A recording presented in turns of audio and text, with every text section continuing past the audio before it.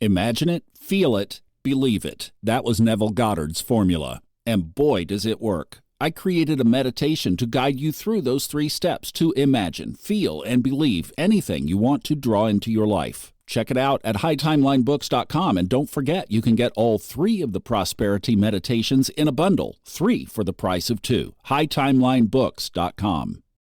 Welcome to the Old Soul, New Soul Astrology Podcast. Thomas Miller along with Robert Glasscock. And you know, the houses in astrology are where the action takes place. If we were at a play and the curtain went up, where are we? Where is the setting? That's the house that we are in astrology. Well, the 12th house, the last one around the wheel, is often one of the most misunderstood. Hi, Thomas and Robert. I have a question about Jupiter and Sagittarius in the 12th house, following up from a comment that Robert had made a few episodes back.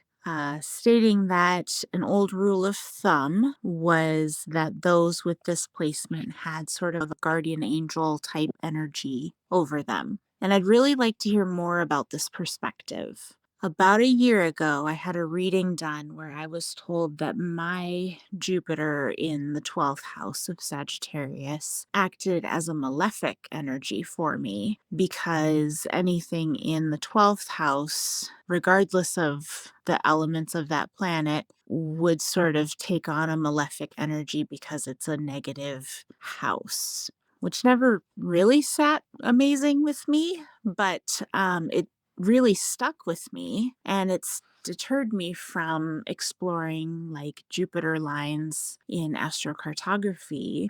So I'd really like to hear more about your take on that and how it might show up for folks like me who have this placement. Thanks. I love this question. I'm horrified by it. It triggers so much in me. First of all, that astrologer, whoever she or he was, is only about 50% informed about the 12th house. All of the old books, all of the new books, will tell you the 12th house rules secret sorrow and self-undoing. And it's true. The sign on the cusp will tell you, if you are unaware, how you undermine yourself. But every element of astrology, the houses, the signs, the planets, and the aspects, every single element in astrology has a positive meaning and a negative meaning, including the 12th house. If that astrologer had gotten into horary astrology, for example, the 12th house also rules hidden treasures, buried treasures. It's a tremendous key to a person's psychology. So it's very one-sided and very fatalistic, which is a huge error that most astrologers make, fatalism. You always have a positive and negative meaning to every single thing in astrology. And the point of astrology, to me, is to make conscious your negative side. That's the whole point of astrology. Not to live a fatalistic life, but to live a more and more conscious life. So Jupiter in the 12th house, on the negative side in Sagittarius, for example, can indicate that excesses of all types are to be avoided, and they will be your downfall. It can be excessive eating, excessive drinking, but the real excessive traits, the negative traits with Jupiter in Sag, is a person who unconsciously has to be right about everything. And they love to argue everything, so that unconsciously, if they're not aware of this, they will exaggerate everything. That's Jupiter's process. So they'll have a dream, a goal, a fantasy, and they will exaggerate it. I'm going to be a writer and make $1 million. And they don't do it. So when they don't do it, and it doesn't happen quickly enough or big enough, then they take it to the other extreme. Oh, I'm lousy. I'll have to go try something else. So on the negative side, Jupiter in Sagittarius really can unconsciously put people off by being scattered, unfocused, and argumentative, and very opinionated, because they have to be right. And they will unconsciously stir up dramas in their lives. They'll start something and go off on another tangent and go off of a tangent on that tangent and so on. But on the positive side, the hidden treasure of Jupiter and Sag in the 12th is a tremendous capacity for learning. And it very much favors a kind of higher learning in a very specialized way, so that whatever their real interest in life, if they're interested in astrology, learn everything they can about it and all the attendant fields along with astrology, such as psychology. It's a great position for a psychotherapist, for example. Travel-related industries, all of them, another wonderful position. They're internally geared to be a philosopher and to study the higher elements of life. And if they will do that, that's the hidden treasure. They are born teachers, so they can pass the information that they learn on to other people. So they're tremendous amount. Jupiter, the reason I say that it acts as a sort of angel over your shoulder, it does. Even people who have afflicted Jupiter's in Sag in the 12th, for example, if they get into drugs or criminality or promiscuity or on and on and on, at some point, they are very likely to wind up in legal trouble. This can be financial as well. And the legal trouble they're blessings in disguise. They get taken into account for their mistaken choices, if you will. So that's Jupiter and the law acting as an angel over your shoulder. The court, the police will say, stop this, pay this back, pay restitution, pay the price for whatever the crime is, and don't do it again. So in that sense, that's one manifestation of Jupiter as an angel over the shoulder. But another one is that it really does give them, anybody with this position, a sort of rock bed faith in their ability to overcome anything. And usually Jupiter in the 12th will experience its share of loss and sorrow and tragedy. To see, it's a test to validate their internal capacity to overcome anything that life throws at them. But the big gift of it is the gift of self-awareness. If they will study psychology and study astrology and begin to get as deeply aware of their own makeup, both good and bad, as they can, then they're home free. You know, I had the same reaction to this that you did when I heard her question. I thought, oh, that's so sad that she had this in her ears that affected not only, I mean, it affected her whole outlook to astrology because of this one placement in her chart, even to the point that she was concerned about looking at a map. And I get that, because if Jupiter is in malefic, you don't want to, put it on the map and find Pluto and Saturn and Jupiter and don't go there, So, wow, what an impact. Does it have any effect on maps? Let's just answer that for her right now. There is so much wrong with what that astrologer told her. But on top of it, she's the one with Jupiter and Sag in the 12th, and she's going to take everything that astrologer said to heart and believe it. Sadly, today, and this is the great tragedy of the internet, when I was coming up, I could go into bookstores, and there were 100 books on astrology that I could pick up and look through at leisure before deciding which one to buy. You don't have that anymore. Not only do you not have that anymore, a lot of the books that I came up on are no longer in print. So people are at the mercy of what they see online, and anybody can publish anything online for nothing. And because it's online and it's in print, it looks authoritative. But when that astrologer said the 12th house is a malefic house, that is so wrong. That is 50% of what the house means. and it ignores the other 50%. So that's a fatalistic astrologer who really should be drummed out of the business. But there are a lot of them. Unfortunately, with Jupiter and Sag in the 12th, she will tend to take remarks like that for granted and think the person knows what they're talking about. That's Jupiter and Sag. Sag is a very impatient sign. It's not critical or analytical like Virgo.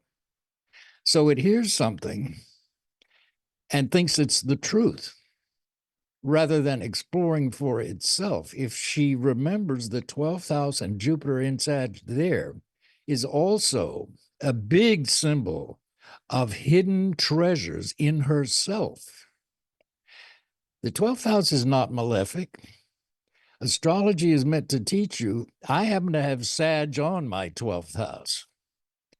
And my father was a Sagittarius, so his sun falls in my 12th.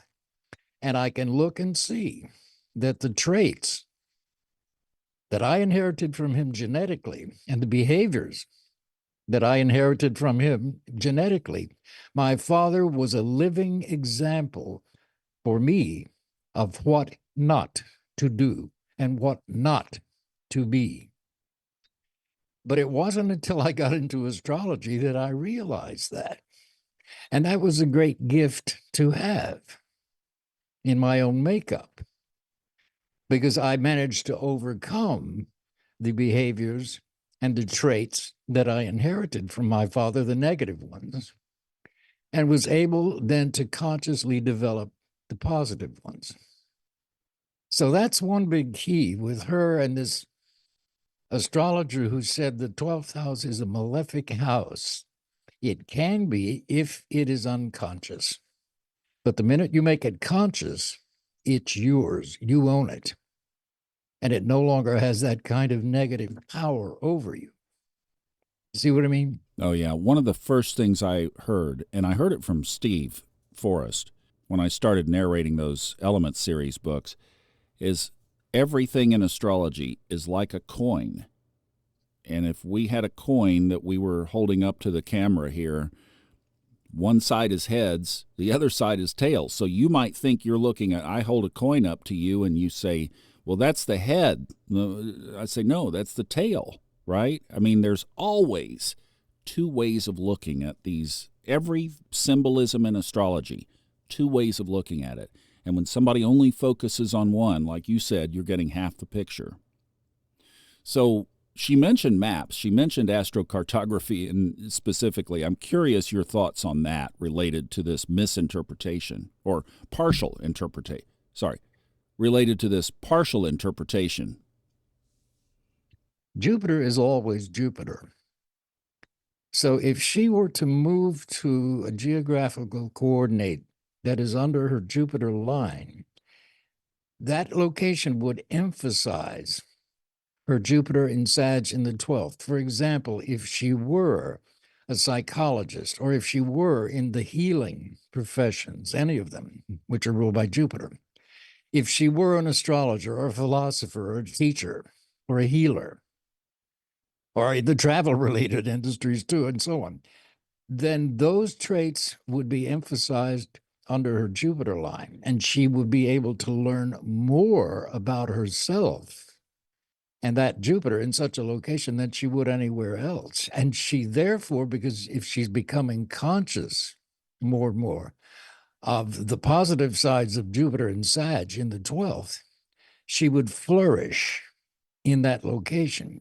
Now, if she has afflictions to it, say a square from Mars, she still may be restless and fickle in a way, and maybe tend to get involved in one project and not carry it through to completion before she gets involved in another one, and so on. But in a Jupiter location, she would face those things very consciously and grow from them, and ultimately would succeed, and maybe even find an inherent career that takes advantage of that Mars square Jupiter if she had that, such as being an astrologer or being a psychologist, where every day is different. You're reading for different people.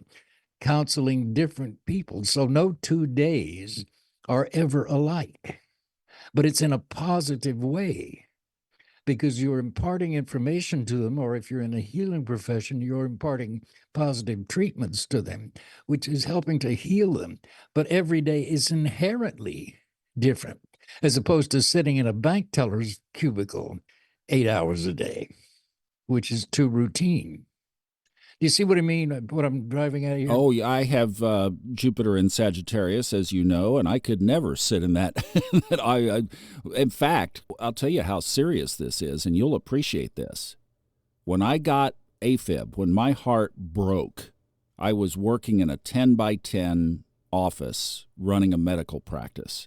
It literally almost killed me. Well, that's a good analogy, Thomas, of how a work environment that's too restrictive like that can absolutely threaten your life. Yeah, it snapped my heart. Because it affects your mind, too. I have to have that variety you're talking about. Same reason. So do I. Yeah. So do I. Exactly. You know, I just have to ask something that's in my mind, so I want to get it out.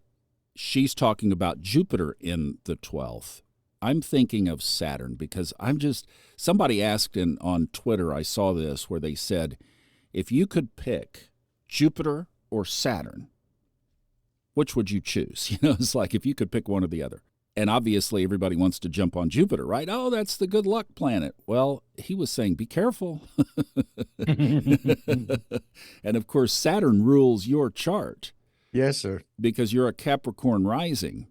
I'm just curious about if you could paint us a little quick picture here as we scoot out of this episode. What about Saturn in the 12th house? Let's don't worry about what sign it's in. Just Saturn in the 12th. I'm really curious because here's why I'm kind of thinking this. With her astrologer's interpretation initially, you're talking about the great malefic planet in the worst house. So let's set that apart or pick that apart and straighten that out as far as Saturn in the 12th, which could for some be ominous. Of course. Well, first of all, when you say Saturn is a malefic, that's very traditional, and it's certainly true to an extent, particularly in horary astrology. But you're right. I would pick Saturn over Jupiter any day. And the reason is I've finally, throughout my, 60-year career now in this, I've begun to call Saturn the get real planet, which is really what it is. When you have Saturn in the 12th, it's in Pisces house, the 12th house. And Saturn does rule, get real about everything. Get real about money and you. Get real about vocation and you.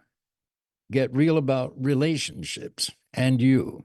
Get real about them, not what everybody else tells you a relationship should be or is, but what it is for you, or not what everybody else tells you to go into for a career, but what you truly want to do, whether it's practical or not, whether it's to be expected you're going to make a lot of money, whether you're even going to be secure in it.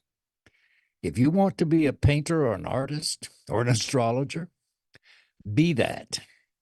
You will have food and shelter over you because you're doing something you love, but it's the get real planet. When it's in the 12th house, from birth, it is one of these signs of someone who is very likely to experience some pretty heavy, even tragic sorrows in life. And it's meant to teach them. You know, Pisces dissolves everything. Saturn is the structure in life. In the body, it rules the skeleton, the framework. So in the 12th house, the structural processes of Saturn, the discipline, the organization, the focus, the prioritization, all of these things tend to be fluid, which is the nature of Pisces in the 12th house, so that they will have trouble getting real in life with Saturn in the 12th. Now, that Saturn, again, can make an even better psychotherapist than Jupiter in the 12th. because the person with Saturn in Pisces, or excuse me, Saturn in the 12th, will have to, by necessity or even by birth, have to deal with some very difficult issues, difficult heredity, difficult backgrounds. If they're born into, they could be born into an atmosphere of wealth, tremendous wealth, or an atmosphere of tremendous poverty. Which one's harder? Many people born into tremendous wealth don't have any motive to work. They've got the money, and they can wind up dissipating themselves in their lives. People born into unbearable poverty have the same challenges to a degree, but they also have a motive to get out of poverty that very wealthy people do not. I admire people, and I've known many, who are born into wealth, who establish their own career. They don't have to because it can be handed to them. But those that do, I have tremendous admiration. And I've also seen many people living in Los Angeles, of course, around show business and the children of movie stars and so on. I'm thinking, frankly, of Francesca Hilton, who was Zsa Zsa Gabor's only daughter. I went to the Pasadena Playhouse with her, and I watched her life. Tragic, because she was born in, she got nothing from Conrad Hilton, nothing. I think he gave her $100,000. But she had a tragic life, and Saturn in the 12th can be that.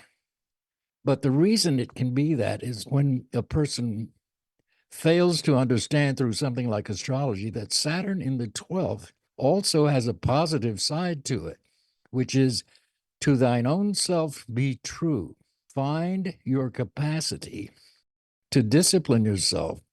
And when you focus on becoming or being something that you love to do, I love astrology, for example. If you can find a career that you love to do, it doesn't feel like work. And it certainly doesn't feel like drudgery. But that's the key. And people with Saturn in the 12th often do have a sort of existential challenge in terms of what do they want to do for a career. Once they find that, again, then it becomes a solid foundation. You know, I think we've stumbled onto another series. We haven't done a series for a while. I'd like to pick your brain on every planet through the 12th. Would you be game for that over the next several months? Absolutely. All right, I'm going to put it on our list. Okay, we'll good for you. Well, thank you for this. Really appreciate it. And thanks to our listener for an excellent question. And I'm sorry that you were affected by this, but please flip that coin around and let's start looking at the positive side. And don't be afraid of that aspect, and don't be afraid of the 12th house either. Thank you guys so much for listening. If you check our show notes out, you'll get Robert's link to if you want to schedule with him for a reading, and our Discord link. Those are really the two big things in there.